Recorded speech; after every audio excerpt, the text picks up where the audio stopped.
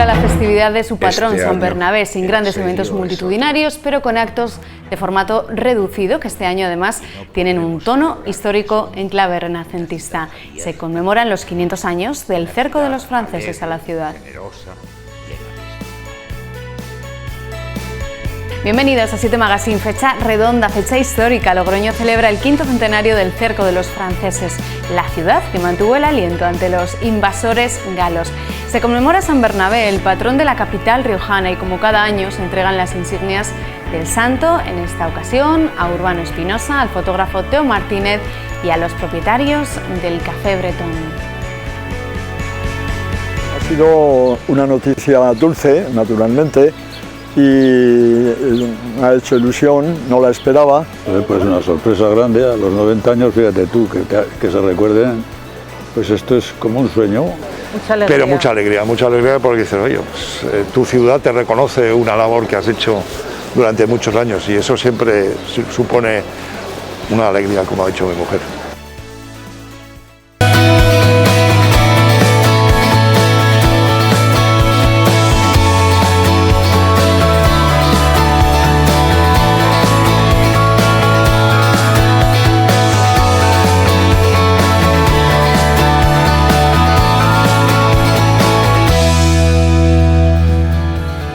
Aquí comienza este programa especial dedicado a las fiestas de San Bernabé y dedicado también, como no podía ser de otra manera, al 5º centenario del sitio de Logroño. Nos vamos a rodear de especialistas, van a pasar por nuestro plató numerosos invitados para hablar precisamente y conmemorar esta fecha tan redonda.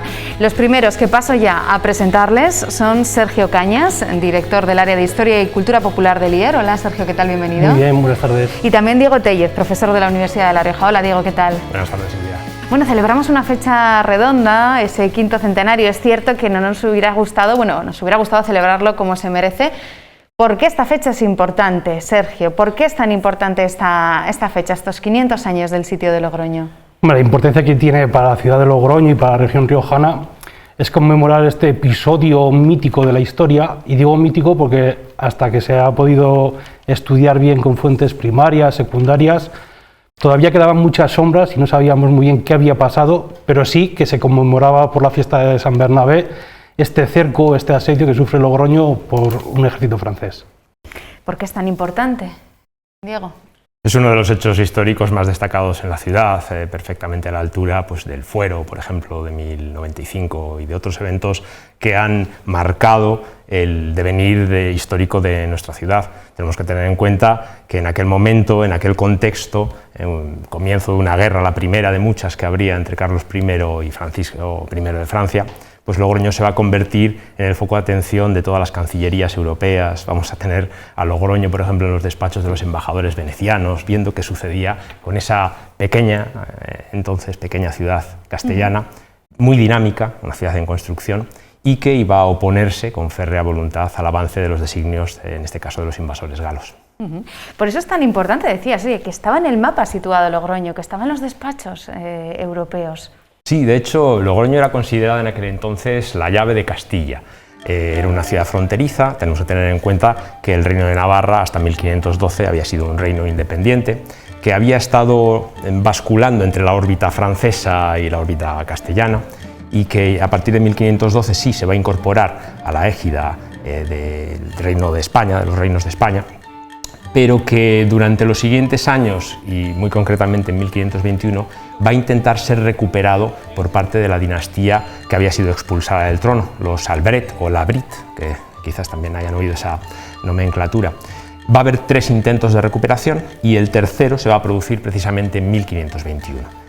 En ese marco de tercer intento de recuperación del Reino de Navarra por los Albret, un ejército francés o franco-navarro, porque tenía efectivamente el apoyo de algunos contingentes navarros. Hay que aclarar que también había navarros en el bando castellano, en Navarra había una guerra civil desde hacía décadas. Ese ejército franco-navarro va a recuperar Navarra y en un momento dado va a plantar sitio a la ciudad de Logroño. Estamos hablando ya de junio de 1521. Vamos a contar cómo fueron los hechos. ¿Cuándo podríamos decir que esa semana de junio empiezan a moverse las tropas? Es uno de los mitos que demolemos en el libro, porque realmente, como bien indicaba Sergio, desafortunadamente en estos 500 años que han transcurrido desde los hechos, hemos ido acumulando capa tras capa, como si fuesen sedimentos, leyendas, mitos, distorsiones, errores. Uno de los principales es la cronología.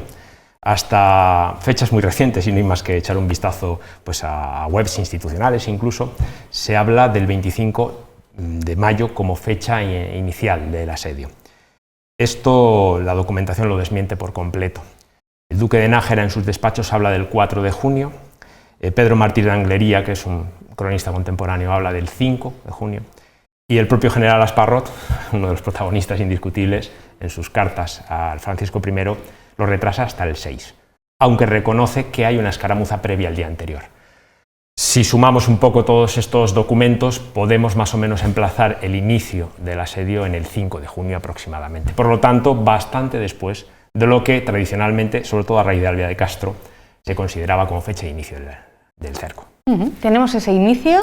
¿Cómo es el transcurrir de los días siguientes?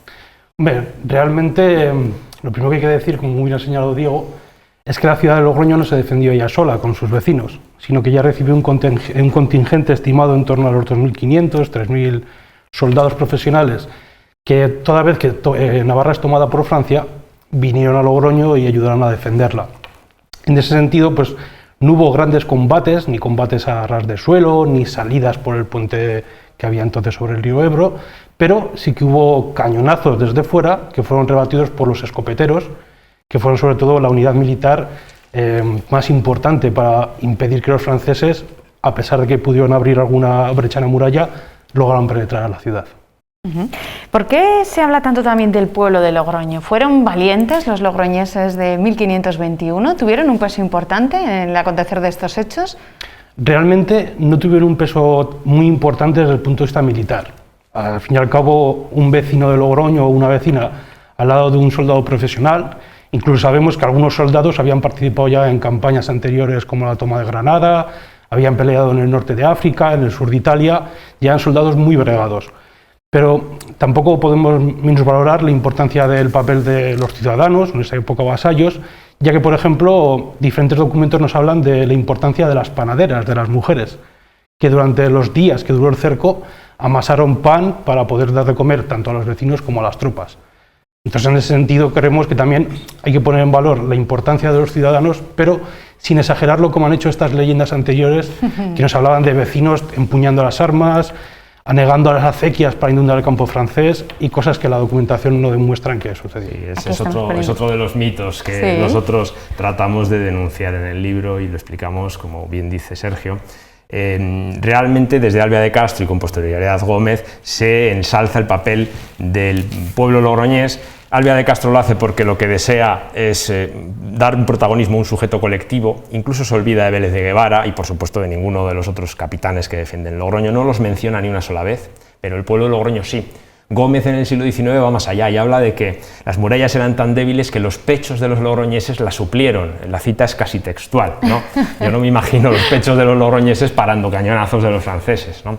Entonces, bueno, efectivamente hay un engrandecimiento, un enaltecimiento del sujeto colectivo logroñés que se ha ido poco a poco prolongando a lo largo del tiempo en otros mitos, como por ejemplo el del hambre, suplida o saciada con el pan, el vino y los peces. Y los peces, claro. Hay que pescar muchos peces para alimentar a los 3.000 o 4.000 logroñeses que vivieran en Logroño entonces, más los 3.000 soldados que estuvieran, ¿no? Si hacemos cuentas, imaginemos las redes que habría que echar en el Ebro para poder alimentar a la población. Ni siquiera el voto de San Bernabé habla de peces por ningún lado, ¿no? Son todos mitos que intentamos de alguna manera pues, revelar a los logroñeses de hoy. Haznos, Diego, una fotografía de cómo era el Logroño de 1521. ¿Decías unos 3.000 habitantes? Sí, esto quien mejor lo ha hecho en el libro, además es su capítulo, es Maite Álvarez Clavijo, que bueno, pues, se sumerge en el Logroño del siglo XVI con una maestría de la que es absoluta especialista en la materia. Es la persona que más sabe sobre esta cuestión, no en nuestra ciudad, en el país en general, ¿no? De hecho, su tesis doctoral versa sobre esto. Logroño era una ciudad pequeña, calculamos que estaría eso, en el entorno de los 3.000 habitantes más o menos, quizás algunos más. Es difícil de saber porque no hay fuentes estadísticas como podamos tener hoy y ni siquiera tenemos unos registros parroquiales fiables que se harían de un modo más sistemático a partir de Trento, varias décadas después. Por lo tanto, son cálculos un poco, digamos, cogidos con pinzas, ¿no? Pero calculamos que estaría más o menos en ese entorno. Y luego otro elemento importante de cómo era Logroño en el siglo XVI es que es una ciudad en construcción. Una ciudad en la cual, por ejemplo, el propio cinturón defensivo está constantemente evolucionando, construyéndose, reparándose, los puntidos, las cavas, las murallas, las iglesias también. La iglesia de Santiago ha ardido en 1500 y a pesar de que Álvaro de Castro dice que se celebra el concejo abierto en ella, otro de los mitos del sitio de Logroño, pues estaba en obras, estaba a mitad de construcción prácticamente, llena de andamios, y así sería gran parte de la ciudad en aquel momento. No obstante, una ciudad dinámica, económicamente bastante potente, hay todo un grupo de ciudadanos, es el nombre además que se le da a ese estamento, muy volcados al comercio de la lana que obtenían en los cameros y que vendían a lugares como Flandes, obteniendo pingües beneficios. Así que una ciudad, como digo, en construcción, pero a la vez muy dinámica y con un gran espíritu. ¿Y culturalmente?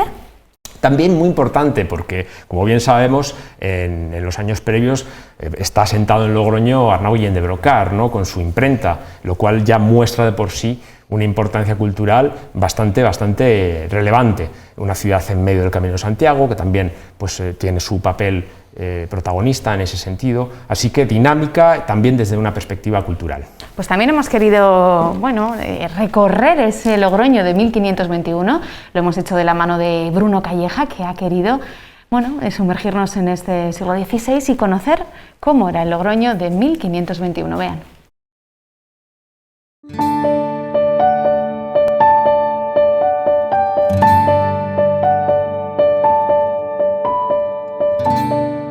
Hoy vamos a conocer los restos que quedan del Logroño del quinto centenario, sus edificios, sus murallas, pero también su historia, el porqué de esta emblemática celebración.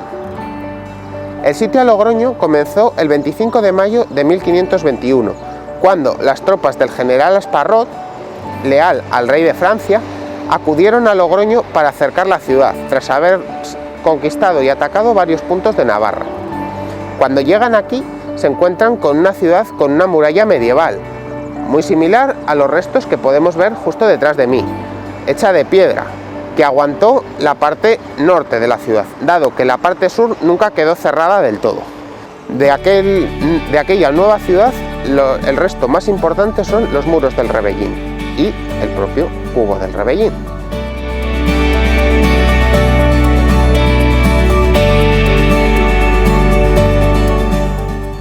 Ahora mismo nos encontramos frente a la torre de San Bartolomé, la única que ha quedado original del trazado de la muralla. Esta torre únicamente constaba en sus orígenes del cuerpo de piedra y de los dos lienzos de la muralla, además de las ventanas románicas. Unos años después de la batalla, el cuerpo de piedra fue reconstruido empleando ladrillo, colocando la parte superior de la torre. Además, unos años después, la ciudad ya era pequeña y tuvo que ser ampliada, por lo que se construyó el conocido como barrio de la Villa Nueva, de los que las primeras muestras de arquitectura que nos quedan son estos soportales y la Casa de la Viga, datados del siglo XVI.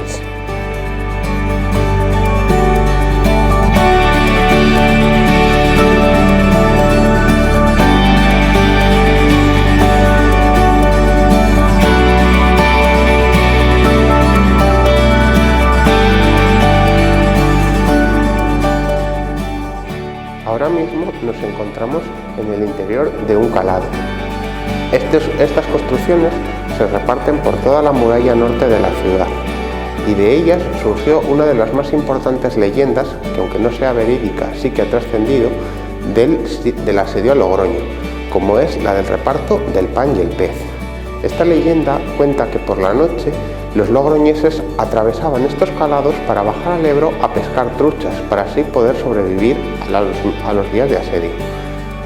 Esta leyenda, por otro lado, y de manera histórica, no pudo ser verídica, dado que el cerco nunca se cerró y la ciudad sí que tuvo abastecimiento por la parte sur.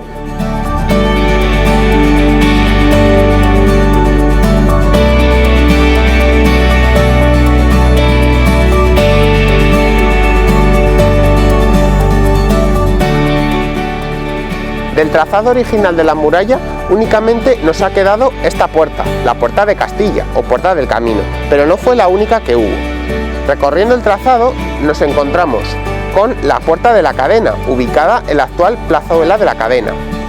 La Puerta de la Herventia, colocada en el inicio de Portales, donde hoy se coloca el Arco de San Bernabé, en recuerdo de aquel acceso a la muralla.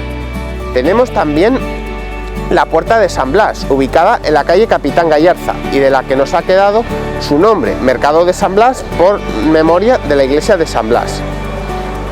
También existió la Puerta de San Francisco, que se ubicaba en el Puente de Piedra y que daba un acceso directo a la Torre del Castillo, y que hoy es el acceso principal a la ciudad desde Navarra.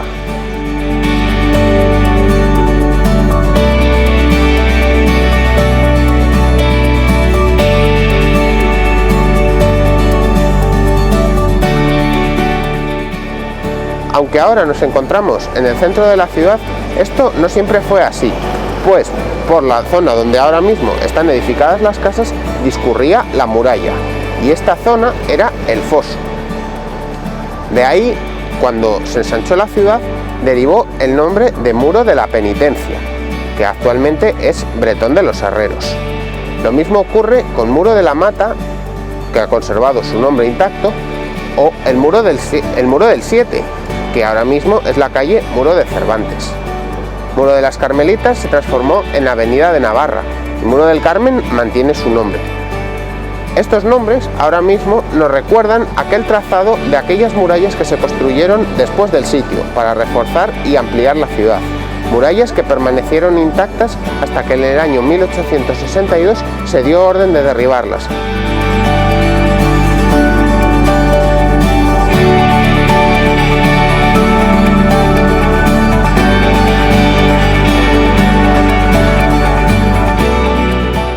El punto más importante de las fortificaciones de la ciudad de Logroño fue el castillo, del que tenemos noticias desde la Edad Media.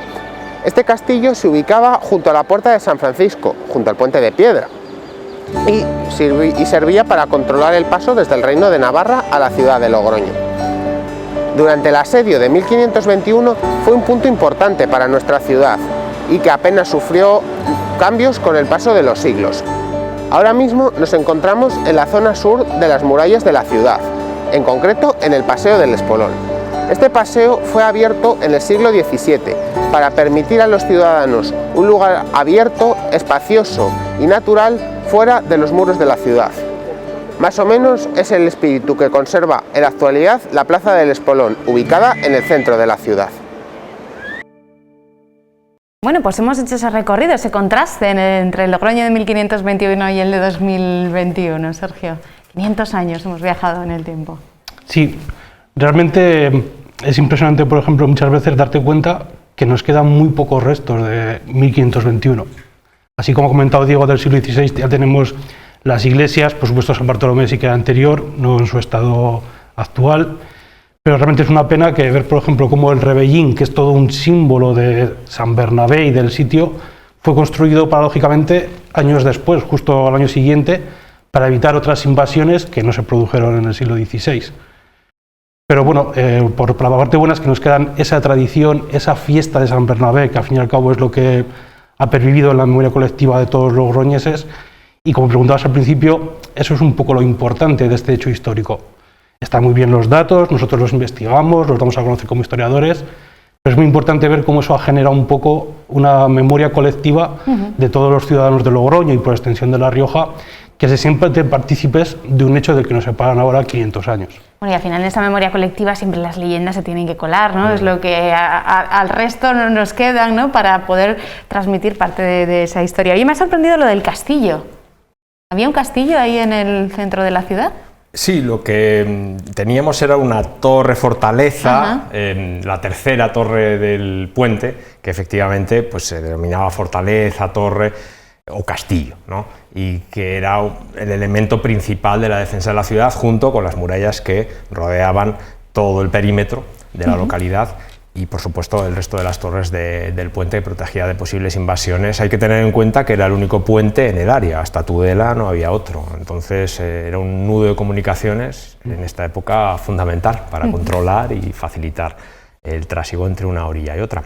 A colación de la cuestión del patrimonio, a mí sí que me gustaría destacar que además de los restos que pueda haber de patrimonio monumental y artístico, no debemos olvidar tampoco el patrimonio archivístico, y que esto también es algo importante que tenemos que destacar, que conservamos en nuestra región y en otros archivos nacionales e incluso internacionales, documentación vinculada a este evento. Aquí en Logroño, por ejemplo, los privilegios que se conservan en el archivo municipal es un patrimonio riquísimo.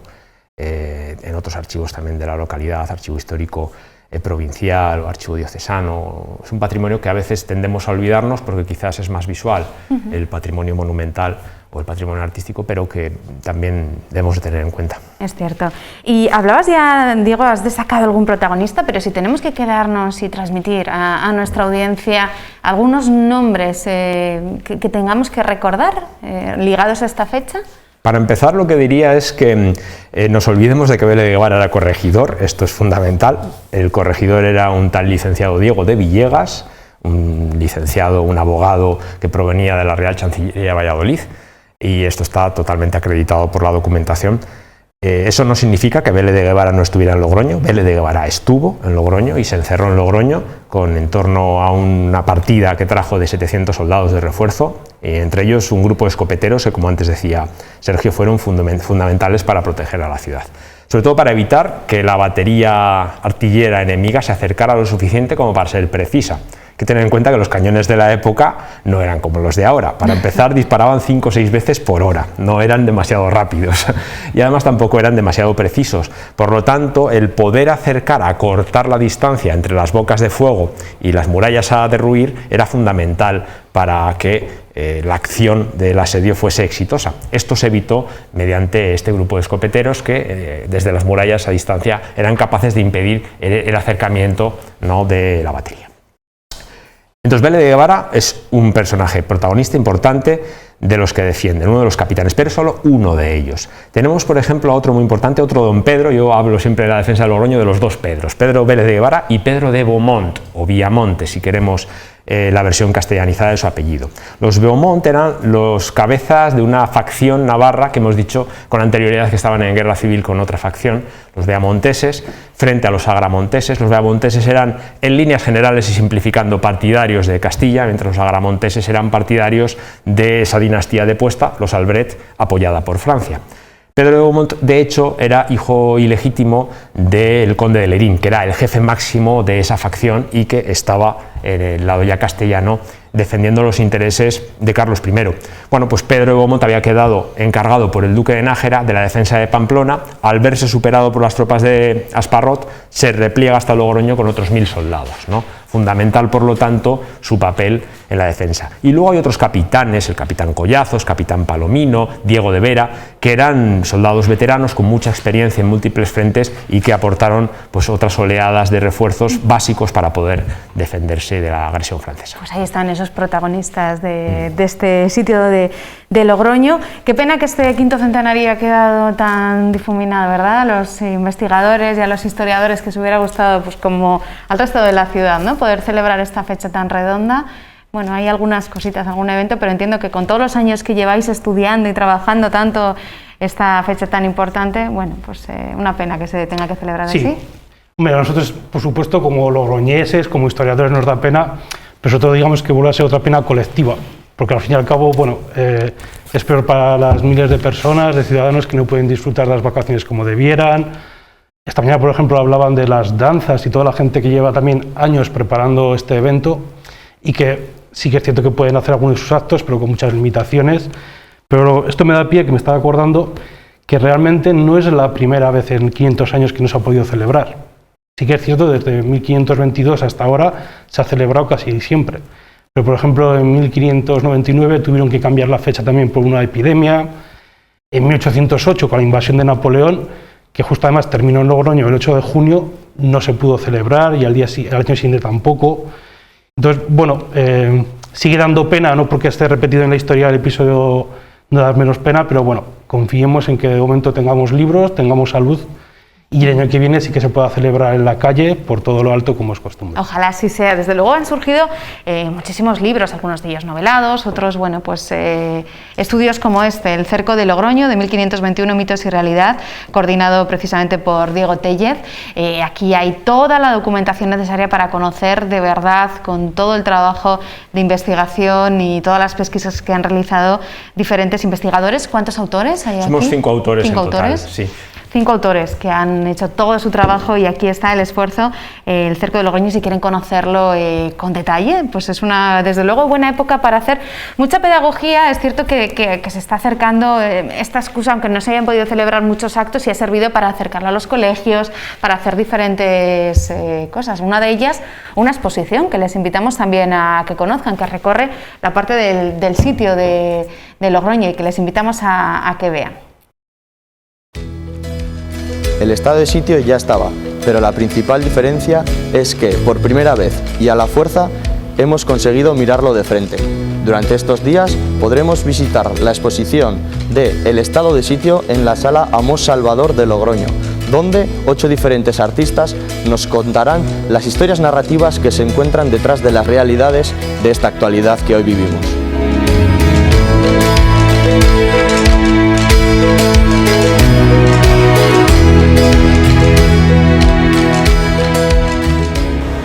Con motivo de la celebración del 5º centenario del sitio de Logroño, desde la dirección de la sala se planteó cómo se podía participar en dicha efeméride desde el prisma del arte contemporáneo. Para eso se han destilado una serie de conceptos, como son el estado de sitio, que ha cobrado una dimensión especial además con la llegada de la pandemia, los mecanismos de resistencia en las diferentes disciplinas artísticas contemporáneas y la construcción de los relatos. Mi trabajo está directamente relacionado con el cambio climático, con el estado de sitio al que sometemos los humanos al planeta y cómo el resto de las especies lo sufren también. Partiendo de esa base se trasladó la idea a los comisarios de la exposición, Blanca de la Torre y Fernando Gómez de la Cuesta, que siguiendo su línea habitual, en la que también está muy presente el conflicto ecológico, el colapso ecológico, han trabajado con 8 artistas, 4 hombres y 4 mujeres, que han realizado propuestas específicas para esta exposición.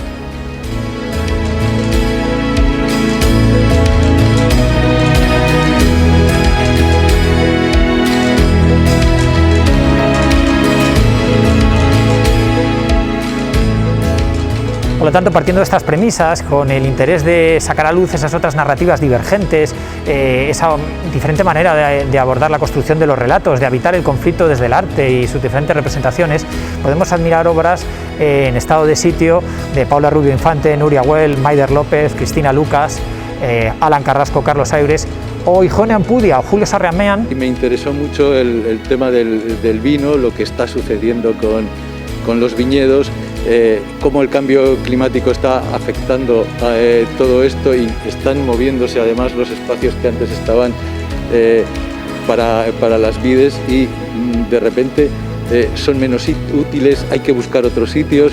En este caso Julio Sarramean, artista riojano, que junto con Eugenio Ampudia abordan el tema de la crisis ecológica, y Julio Sarramean nos presenta su obra La Riada, topografía del cambio, en el que vemos un enorme álabo inclinado con las ramas quebradizas a modo de toda la construcción, ¿no?, que va dejando una riada, en la que aborda el tema aborda el concepto del río Ebro como eje vertebrador, territorial y cultural.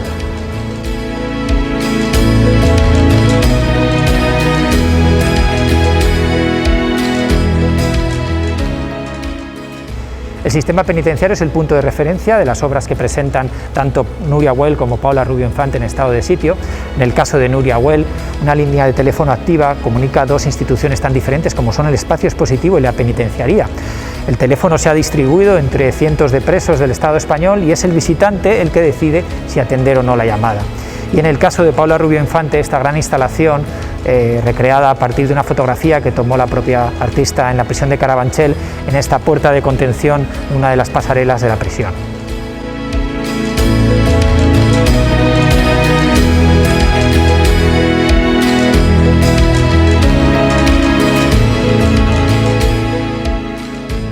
La exposición Estado de Sitio se inauguró el pasado 29 de mayo y estará abierta al público hasta el 15 de agosto. Además, se complementa con un amplio programa de actividades, entre las que destacan 3 mesas redondas virtuales durante el mes de junio que podrán verse directamente en el canal de YouTube de la Sala Salvador, y 3 actividades in situ durante el mes de julio, en el que destacamos la presentación del libro de la exposición y una conferencia a cargo de Santiago Zavala, profesor de Filosofía de la Universidad Pompeu Fabra de Barcelona, una mesa redonda en torno a la problemática fluvial y el río Ebro, con una visita guiada también al río Ebro, y un trampantojo sonoro a cargo del arpista Carlos Aires y el ensamble vocal de La Rioja. Además, todos los sábados, domingos y festivos a las 12:30 tenemos visitas comentadas para todos los públicos, y cualquier tipo de actividad puede consultarse en nuestras redes sociales.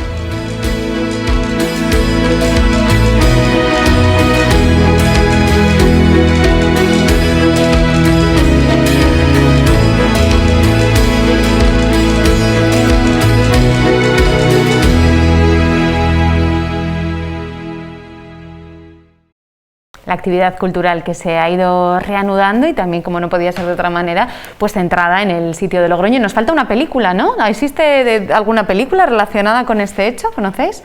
No, que yo sepa, no. Me consta que hay proyecto para hacer serie de televisión. Qué bueno. Pero veremos a ver si sale adelante. Son proyectos caros, pero me consta que hay interés por parte de alguna productora para intentarlo. Qué bueno ese formato audiovisual, porque es cierto que en cuestiones de literatura, artística, de exposiciones, sí que hay cosas. Sí, desde luego, como ha dicho Diego, desde documentos, pocos monumentos alguno queda, libros. También, bueno, en la medida de nuestras posibilidades, próximamente sacaremos también alguna revista mucho más enfocada a la difusión a todas las edades, a un público no especializado y que ni siquiera tenga, digamos, una formación cultural muy alta, sino para todo el público riojano. Y bueno, sí que faltaría eso, como he dicho, digo, la producción audiovisual, pero bueno, es una cosa que a mí particularmente se me escapa y se lo dejamos a los profesionales en la materia. Sí, y hemos tenido a lo largo de este año varias novelas que también de alguna manera están tratando de darle difusión al evento. Y sí, película o videojuego, quién sabe. Oye, también podría ser una opción interesante, ¿verdad? Sí, desde luego que sí. Oye, os voy a pedir una reflexión final para concluir esta mesa, que es esta primera parte de nuestro programa que estamos dedicando a este hecho tan importante, este quinto centenario. Nos hemos reunido de historiadores, en este caso, que han dado forma a esta mesa redonda. Sergio, adelante. Bueno, pues primero, bueno, agradeceros la invitación y decir que, bueno, la historia un poco en general y la del cerco en particular nos enseña que las cosas no siempre son fáciles, pero bueno, si hace 500 años también la ciudad de Logroño y los logroñeses lo pasaron mal y finalmente se sobrepusieron y llegaron a cuotas de bienestar inimaginables, confiamos en que también a partir del año que viene pues tengamos un resultado igual de positivo. Diego. Para mí el libro puede tener como conclusión un cierre interesante, que es la convivencia entre mitos y realidad, ¿no? Nosotros en este volumen invitamos a conocer la realidad de los hechos tal cual los documentos y otras fuentes primarias nos los dejan entrever. No es una historia definitiva, siempre puede aparecer un nuevo documento o una nueva excavación arqueológica que matice alguna de estas cuestiones, pero esto no quita para que nosotros sigamos celebrando San Bernabé como nos apetezca, con los panes, con los peces y con el vino o como sea. Pues ahí estaban las reflexiones de Diego Tellez, profesor de la Universidad de La Rioja. Gracias, Diego. Muchas gracias. Un placer. Y Sergio Cañas, director del área de Historia y Cultura Popular del IER. Gracias, Sergio. Gracias a los dos. Vamos a hacer una pequeña pausa y a la vuelta vamos a continuar hablando mucho más de San Bernabé, así que ni se muevan, que estamos de vuelta ya.